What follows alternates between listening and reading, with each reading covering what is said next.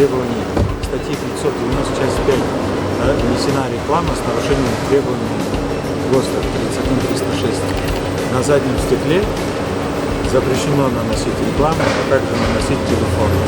Ваша установленная рекламная конструкция не соответствует тоже требованиям, параметрам допустимым. Допустимые параметры метр длина, 25 сантиметров ширина и высота. Ваши превышают. Это составит административный протокол.